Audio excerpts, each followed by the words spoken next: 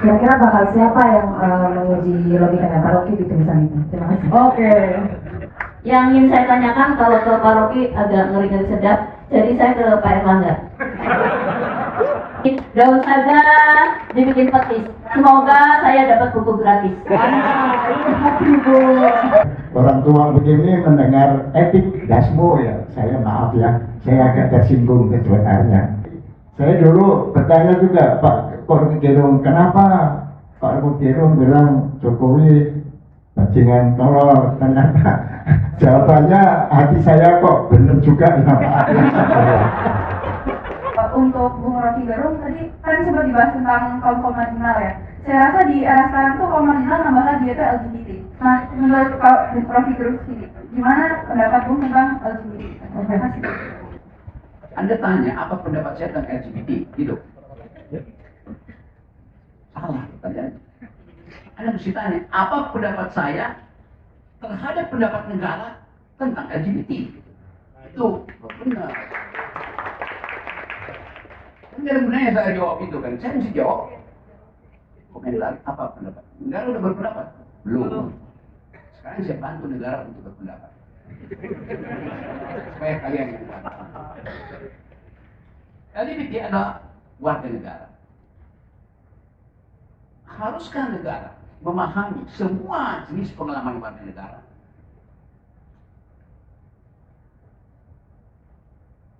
Kalau dia pahami semua jenis pengalaman, maka dia bisa hormati pengalaman itu. Oke. Kalau dia tidak ingin menghormati pengalaman itu, jangan dia komentari pengalaman itu. Jadi urusannya ada pada negara. Kalau negara menghormati pengalaman warga negara, dia mesti menghormati LGBT.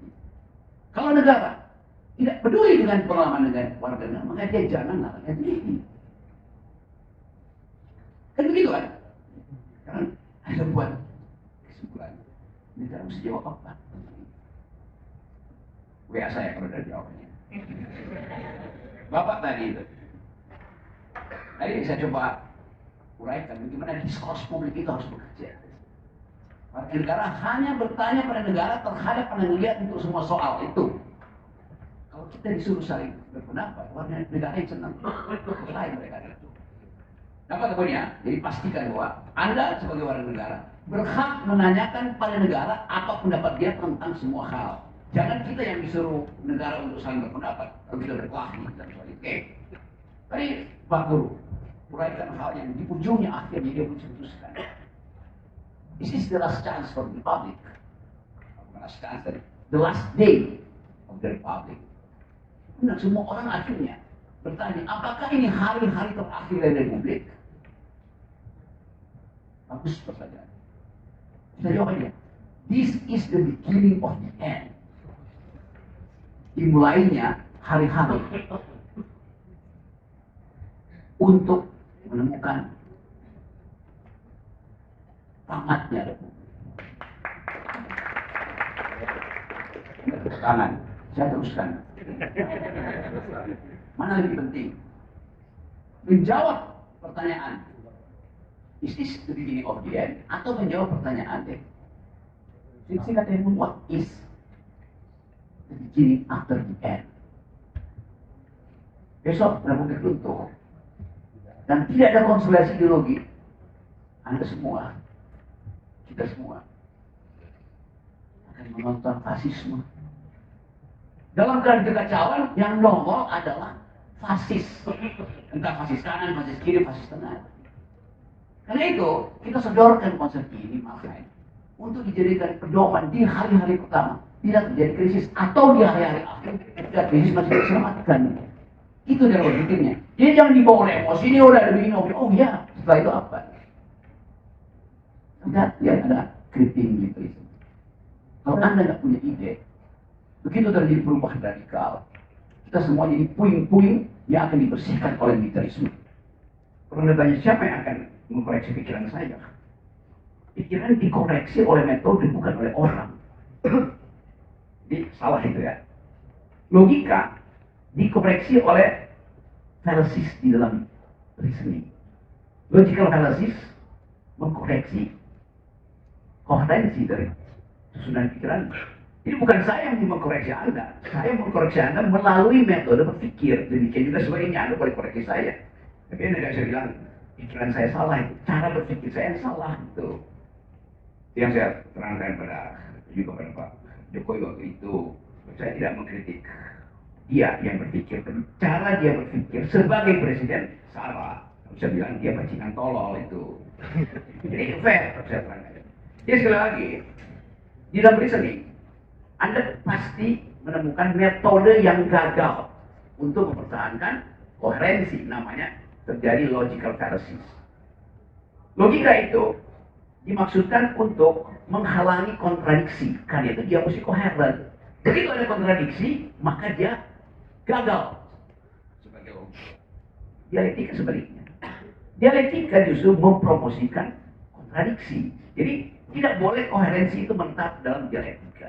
Nah, dua soal ini yang begitu sering, sangat sering, mutlak sering disalahpahami karena dosen-dosen Anda bodoh dulu gitu. Ini tiba-tiba gocek, digging for truth atau digging the truth. Kalau saya digging for truth artinya diggingnya yang penting, mendalami itu yang penting. Kalau saya digging the truth artinya yang benar itu udah ada di situ, tinggal saya ambil. Itu urusan agama itu. Ilmuwan bicara tentang digging for truth, bukan digging the truth. Itu juga sama dengan tadi teman si saya itu tiba-tiba dia baper karena dia dikritik. Mereka yang saya bilang kok dikritik, nasib lu begitu. Jadi nggak usah baper pada orang yang mengkritikmu. Sebab mungkin orang itu, atau mungkin pasti orang itu tidak nangkap reasoningmu, atau orang itu menemukan kontradiksi dalam reasoningmu. Jadi itu indahnya kalau bertengkar tuh. Karena itu orang yang maki-maki saya tuh saya nggak peduli itu, memuji dan mengaku itu sama aja, itu ekspresi psikologis aja. Jadi kalau orang marah, Rocky Gerung tidak pernah memaki-maki Prabowo seperti dia memaki-maki Jokowi. Saya nggak pernah memaki Jokowi.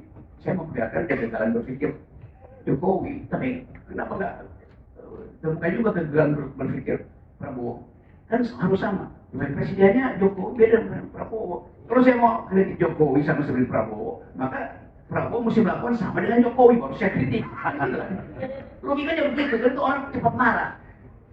Ya emang saya kritik Jokowi tentang apa? Tentang MUS, apalagi IKN, apalagi Omnibus Law. Kritik sama dong dengan Prabowo. Nah, emang yang bikin IKN Prabowo, yang bikin MUS Prabowo, kan yang bikin Omnibus Law Prabowo. Jadi saya mau bertengkar dulu supaya jelas tuh. Jadi jangan saya diminta mengkritik hanya untuk memaki-maki orang. Saya nggak pernah maki-maki orang. Kalau saya kritik MBG, dasar pikiran saya lain dengan saya mengkritik Bush, pasti itu. Saya akan bilang bahwa oke, MBG itu perintah konstitusi loh, koperasi perintah konstitusi itu. Cerdaskan kehidupan bangsa artinya kasih makan anak supaya nutrisinya cukup. Biar fakir miskin artinya kasih MBG itu. Tapi kan ada koperasi, ada korupsi. Oke, kalau ada korupsi berarti MBG dan koperasi buruk, maka kita batalkan itu. Dan di apa? Dan di kapitalisme. Enggak begitu. Ya kalau begitu jangan bilang idenya salah. Jadi apa yang ada di konstitusi dipastikan mesti dihasilkan. Tapi kan ada korupsi. Ya korupsinya yang dibatalkan, bukan kooperasinya yang dibatalkan. Kan kita namanya reasoning kan. Tapi orang lebih cepat marah daripada berpikir hari ini. Tapi ya kita santai aja. Karena kita tahu itu juga yang ditemukan oleh Bung Karno. Mana ini orang feodal dulu. Nah sekali lagi kita mau coba cara untuk menghasilkan pikiran melalui dalil yang bisa dibatalkan. Mekanisme ada dalil untuk dibatalkan. Nah kalau nggak bisa batal, dalil itu menjadi kuat akhirnya. Maka ya temu aja dalil itu. Jadi sekali lagi nggak ada urusan saya dengan mereka yang mengkritik. Bagi saya itu adalah kegembiraan dalam upaya untuk menghasilkan atau keluar dari kegelisahan itu. Tapi sekali lagi hanya karena kritik itu dimaksudkan untuk for truth dan bukan the truth, maka kita boleh bersengketa. Kalau the truth nggak bisa itu fasilitas yang udah absolut. Anda the truth Anda adalah langit, the truth saya adalah gunung, beda-beda itu walaupun langit dan gunung dekat. Tapi nanti dibilang Anda kalau ada di gunung nggak percaya pada langit akan runtuh tuh. Dan itu berkali-kali saya gunung kan, langitnya nggak runtuh. 3 pertanyaan tadi ya. Kalau Bung Rocky yang menulis, siapa yang menguji lantas? Bagaimana anak muda hari ini menerapkan mekanisme terutama Gen Z? Pertanyaan dulu dari satu tokoh dalam mitologi Yunani. Kebiasaan raja untuk minta pengawal buat istrinya. Lalu si penulis itu Homer, kalau saya bilang, okay, but who guards the guardian? Anda raja, Anda minta istrimu dijaga oleh penjaga. Masalahnya siapa yang menjaga penjaga itu? Ada banyak kasus si penjaga akhirnya selingkuh dengan yang dijaga. Itu saja manusia. Yang Anda tanya tadi adalah soal pikiran. Kalau Anda tanya siapa yang akan mengkoreksi pikiran saya? Pikiran dikoreksi oleh metode, bukan oleh orang. Jadi salah itu ya. Logika dikoreksi oleh fallacies di dalam reasoning. Logical fallacies mengkoreksi koherensi dari susunan pikiran. Ini bukan saya yang mengkoreksi Anda. Saya mengkoreksi Anda melalui metode berpikir. Demikian juga sebaliknya, Anda boleh koreksi saya. Tapi Anda tidak bisa bilang pikiran saya salah itu. Cara berpikir saya yang salah itu. Yang saya terangkan juga pada Pak Jokowi waktu itu. Saya tidak mengkritik dia yang berpikir. Cara dia berpikir sebagai presiden salah. Saya bilang dia pecinan tolol itu. Ini fair, saya terangkan. Jadi sekali lagi, di dalam reasoning, Anda pasti menemukan metode yang gagal untuk mempertahankan koherensi, namanya terjadi logical fallacies. Logika itu dimaksudkan untuk menghalangi kontradiksi, karena itu dia mesti koheren.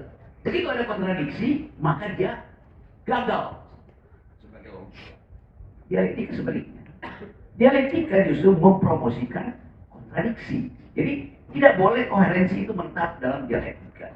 Nah, dua soal ini yang kadang-kadang begitu sering, bukan begitu sering, sangat sering, bukan sangat sering, mutlak sering disalah pahami karena dosen-dosen Anda bodoh dulu gitu. Ini tiba-tiba goceh, apa namanya, digging for truth atau digging the truth. Kalau saya digging for truth artinya diggingnya yang penting, mendalami itu yang penting tuh. Kalau saya digging the truth artinya yang benar itu udah ada di situ, tinggal saya ambil. Itu urusan agama itu. Ilmuwan bicara tentang digging for truth, bukan digging the truth. Itu juga sama dengan tadi. Mantiansi saya itu tiba-tiba dia baper karena dia dikritik gitu. Mereka yang saya bilang kok dikritik, nasib lu begitu. Jadi nggak usah baper pada orang yang mengkritikmu. Sebab mungkin orang itu, atau mungkin pasti orang itu tidak nangkap reasoningmu, atau orang itu menemukan kontradiksi dalam reasoningmu. Jadi itu indahnya kalau bertengkar tuh, karena itu orang yang maki-maki saya tuh saya nggak peduli itu memuji dan memaki itu sama aja, itu ekspresi psikologis aja. Jadi kalau orang marah, Rocky Gerung tidak pernah memaki-maki Prabowo seperti dia memaki-maki Jokowi. Saya nggak pernah memaki Jokowi. Saya memperlihatkan kegagalan berpikir Jokowi. Tapi kenapa nggak temukan juga kegagalan berpikir Prabowo? Kan harus sama. Dengan presidennya Jokowi beda dengan Prabowo. Kalau saya mau kritik Jokowi sama seperti Prabowo, maka Prabowo mesti melakukan sama dengan Jokowi. Baru saya kritik. Logikanya begitu. Itu orang cepat marah. Ya emang saya kritik Jokowi tentang apa? Tentang MUS, apalagi IKN, apalagi Omnibus Law. Kritik sama dong dengan Prabowo. Nah, emang yang bikin IKN Prabowo, yang bikin MUS Prabowo, kan yang bikin Omnibus Law Prabowo. Jadi saya mau bertengkar dulu supaya jelas dulu. Jadi jangan saya diminta mengkritik hanya untuk memaki-maki orang. Saya nggak pernah maki-maki orang. Kalau saya kritik MBG, dasar pikiran saya lain dengan saya mengkritik Gus, pasti itu. Saya akan bilang, oke, MBG itu perintah konstitusi loh, koperasi perintah konstitusi itu. Cerdaskan kehidupan bangsa, artinya kasih makan anak supaya nutrisinya cukup. Biar fakir miskin, artinya kasih MBG itu. Tapi kan ada koperasi, ada korupsi. Oke, kalau ada korupsi berarti MBG dan koperasi buruk, maka kita batalkan itu. Dan di apa? Dan kapitalisme. Enggak begitu. Ya kalau begitu jangan bilang idenya salah. Jadi apa yang ada di konstitusi dipastikan mesti dihasilkan. Tapi kan ada korupsi. Ya korupsinya yang dibatalkan, bukan kooperasinya dibatalkan. Kan itu namanya reasoning kan. Tapi orang lebih cepat marah daripada berpikir akhir-akhir ini. Tapi ya kita santai aja. Karena kita tahu itu juga yang ditemukan oleh Bung Karno. Mana ini orang feodal dulu. Nah sekali lagi kita mau coba cara untuk menghasilkan pikiran melalui dalil yang bisa dibatalkan. Mekanisme ada dalil untuk dibatalkan. Nah kalau nggak bisa batal, dalil itu menjadi kuat akhirnya. Maka ya temu aja dalil itu. Jadi sekali lagi nggak ada urusan saya dengan mereka yang mengkritik. Bagi saya itu adalah kegembiraan dalam upaya untuk menghasilkan atau keluar dari kegelisahan itu. Tapi sekali lagi hanya karena kritik itu dimaksudkan untuk for truth dan bukan the truth, maka kita boleh bersengketa. Kalau the truth ya nggak bisa itu. Itu fasilitas yang udah absolut. Anda the truth Anda adalah langit, the truth saya adalah gunung. Beda-beda itu walaupun langit dan gunung dekat. Tapi nanti bilang Anda kalau dari gunung nggak percaya pada langit akan runtuh tuh. Dan itu berkali-kali saya dari gunung nggak, langitnya nggak runtuh. Terima kasih Bung Rocky. Kita tidak percaya dengan burung. Oke, mumpung ada waktu masih cukup, panitia memberikan waktu cukup ini untuk dua penanya. Saya mau laki dan perempuan satu-satu, tapi langsung on point. Oke. Padahal saya pensiunan guru dan juga mantan genset, tapi 65 tahun lalu gensetnya. Nah, karena pensiunan guru dan dari guru, karena itu saya seorang marhain. Dan itu saya tertarik sekali untuk datang ke sini. Dan barangkali saya bisa melamar jadi pengikutnya Mas Erlangga dan Pak Gerung ya, karena seorang marhain ya. Tadi saya bicarakan marhainnya sangat sekali. Nah, saya kasih komentar dikit. Saya senang sekali tadi kesimpulan dari saran dari Pak Rocky Gerung. Kita mesti berusaha ada upaya penyelamatan self-preservation apa ya? Karena apa? Kalau saya mungkin kita ini udah melihat perspektif the last day of the republic. Udah ada tuh. Tapi dulu saya beruntung karena NU sama Muhammadiyah menerima Pancasila, jadi nggak jadi itu. Tapi itu intinya. Yang kedua, saya ingin bertanya pada yang muda-muda itu, yang masih genset sekarang. Saya kan pensiunan genset ya. Kalau marhen bukan pensiunan ya, karena marhen itu melekat pada hati. Jadi, apakah kita bisa membuat suatu upaya ya? Saya nggak bilang gerakan ya, upaya untuk membuat rakyat itu bertanya. Karena saya ini guru, jadi dulu senangannya kamu harus tanya gitu.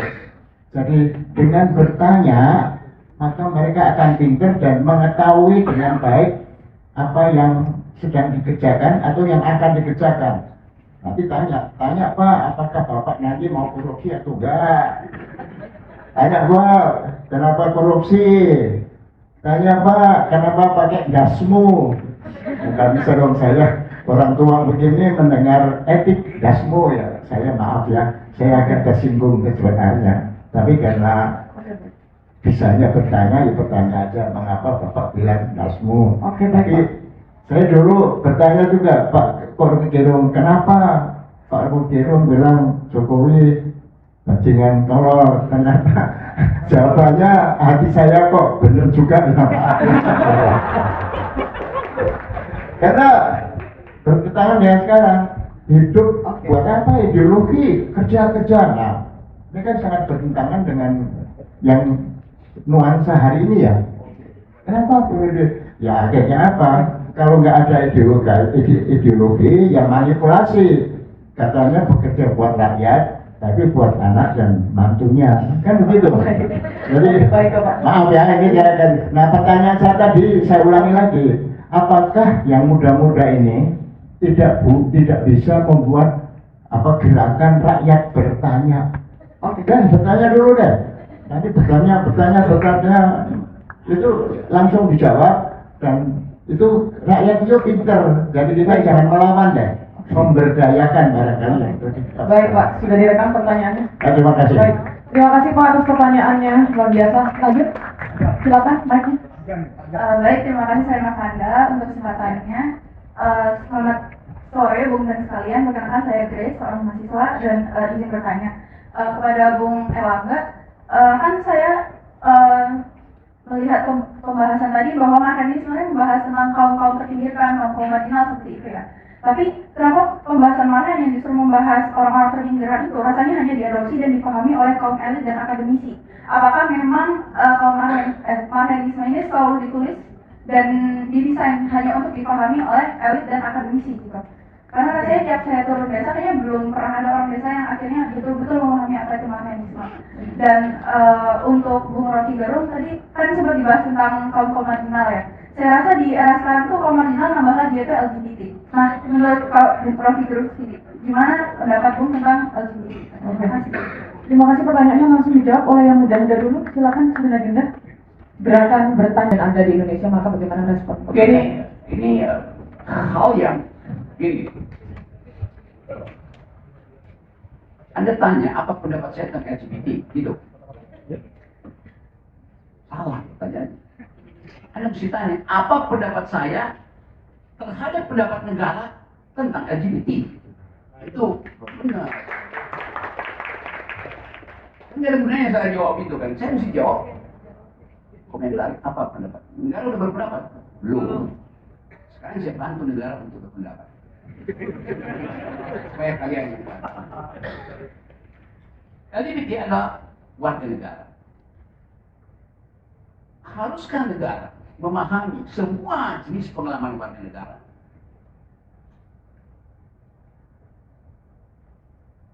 Kalau dia pahami semua jenis pengalaman, maka dia bisa menghormati pengalaman itu. Oke. Kalau dia tidak ingin menghormati pengalaman itu, jangan dia komentari pengalaman itu. Jadi urusannya ada pada negara. Kalau negara menghormati pengalaman warga negara, dia mesti menghormati LGBT. Kalau negara tidak peduli dengan pengalaman warga negara, maka dia jangan larang LGBT. Kan begitu kan? Sekarang ada buat kesimpulan. Negara mesti jawab apa? Biasa ya kalau udah jawabnya. Bapak tadi itu. Nanti saya coba uraikan bagaimana diskurs publik itu harus bekerja. Warga negara hanya bertanya pada negara terhadap penelitian untuk semua soal itu. Kalau kita disuruh saling berpendapat, warga negara yang senang. Lain mereka. Dapat poinnya? Jadi pastikan bahwa Anda sebagai warga negara berhak menanyakan pada negara apa pendapat dia tentang semua hal. Jangan kita yang disuruh negara untuk saling berpendapat, lalu kita berkelahi dan sebagainya. Oke. Tadi Pak Guru uraikan hal yang di ujungnya akhirnya dia memutuskan.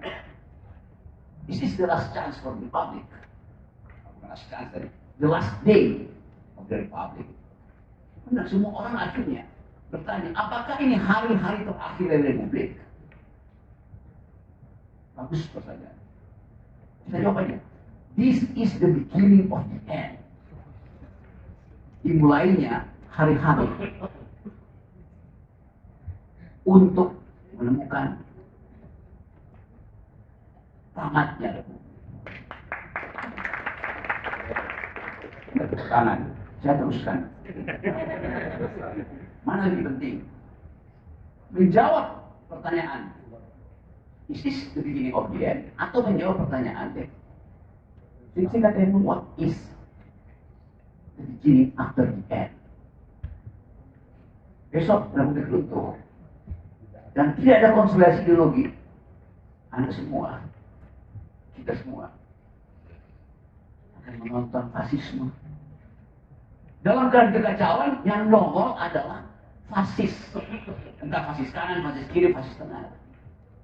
Karena itu, kita sodorkan konsep ini, makanya untuk dijadikan pedoman di hari-hari pertama. Tidak terjadi krisis, atau di hari-hari akhir tidak krisis masih diselamatkan. Itu cara berpikirnya. Jadi jangan dibawa oleh emosi, ini udah ada begini, oh iya, setelah itu apa? Lihat ada kritik militerisme. Kalau Anda nggak punya ide, begitu terjadi perubahan radikal, kita semua jadi puing-puing yang akan dibersihkan oleh militerisme. Terima kasih. Terima kasih, kita lihat untuk keempat narasumber kita. diskusi hari ini dan peluncuran buku ini menjadi sebuah saksi bahwa Marxisme adalah sebuah isme yang akan terus mampu berdialektika dengan berbagai zaman dan juga berbagai generasi pun dengan sampai hari ini. Meskipun tidak ada satupun yang bisa menenggelamkan sebuah pemikiran meskipun itu sebuah rezim. Terima kasih dari saya selaku moderator. Mohon maaf apabila ada kurang lebihnya. Kita berterima kasih kepada seluruh narasumber. Kita berdoa sekali lagi dan nanti setelah ini akan ada sesi tanda tangan buku yang dilakukan oleh Mas Angga dan juga Bung Rocky. Oh pergi, oke. Baik, terima kasih teman-teman semuanya atas kehadirannya. Biarkan yang tidak muni terbakar mati. Wassalamualaikum warahmatullahi wabarakatuh.